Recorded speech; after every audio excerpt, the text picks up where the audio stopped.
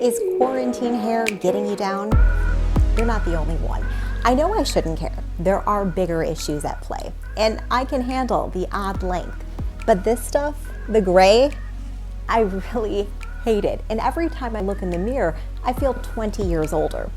I know we should be waiting for our stylist, and that a quick dye job from the drugstore can end up costing you $200 instead of the $5 you pay on the shelf.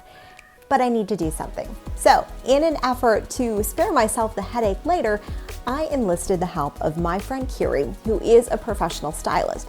She is going to walk us through the process so that we don't make any of those costly mistakes. I've been a hairstylist now for 10 years. I currently work at Evan Todd. It's an Aveda salon in West Lafayette, Indiana.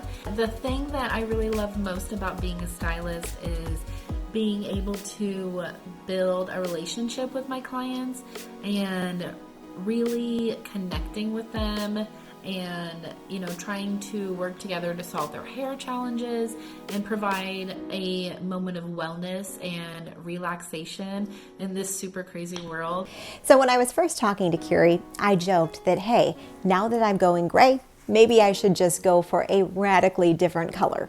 Red, darker brunette, and no, that is not the way to go. In contrast, she said, when you are doing an at-home dye job, you want to be as minimal about it as possible. So less is definitely more when it comes to at-home hair color. If you can get by with just a spray-on root touch-up, that's what you want to do. If you can't, which is how I'm feeling right now, you want something that is semi-permanent. This Clairol root touch-up is something a lot of stylists recommend because this only lasts 10 plus shampoos and it will go away. So by the time you get back to the salon, they won't have to be dealing with covering up any damage that you've caused. Just do the least bit that you need to do. So if you have new growth, do your new growth. If you just have a few hairs around your hairline, just kind of dab those and throw the rest of the color away. The reason that permanent dyes are so damaging is when you're doing something for the mass market, there are a lot more chemicals. It needs to work on every possible hair type, from thick and coarse like mine to something that is fine and silky.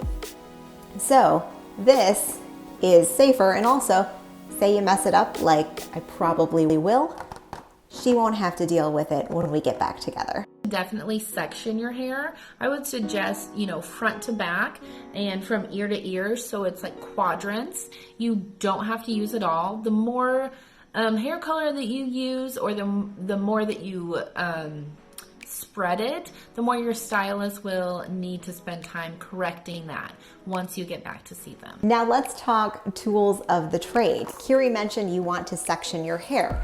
So gathered up a lot of these hair clips. I have incredibly thick hair, so this is going to take a while.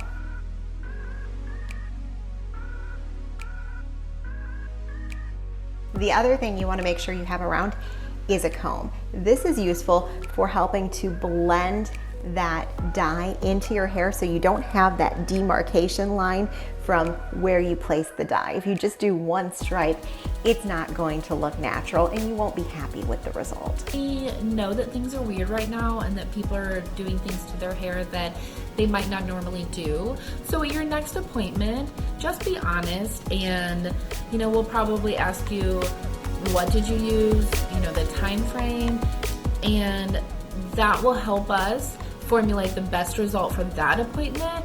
And if what you want won't happen that appointment, we'll be able to tell you and give you a plan going forward.